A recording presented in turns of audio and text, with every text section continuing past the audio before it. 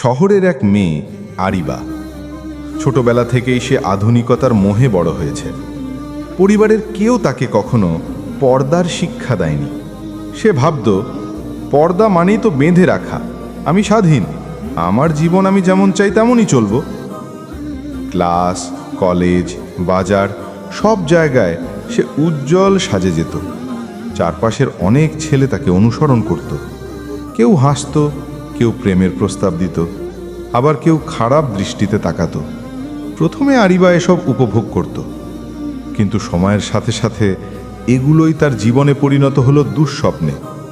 একদিন কলেজ থেকে ফেরার পথে কয়েকজন বখাটে তাকে উদ্দেশ্য করে বাজে মন্তব্য করে। সে ভয় পেয়ে দ্রুত বাড়ি ফেরে। সেই রাতে আয়নার সামনে দাঁড়িয়ে সে নিজেকে দেখে ভেতর থেকে কেঁদে ওঠে। সে ভাবে, আমি কি এজন্য সুন্দর হয়েছি, এভাবে রাস্তায় লাঞ্ছিত হবার জন্য? সেই রাতে ঘুমাতে না পেরে সে কোরআন খুলে বসে।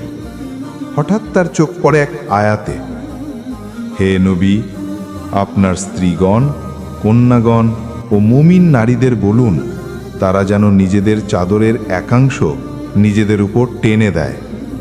এতে তাদের চেনা সহজ হবে এবং তারা বিরক্তির শিকার হবে না। আয়াত পড়েই তার চোখ দিয়ে অশ্রু ঝরতে থাকে।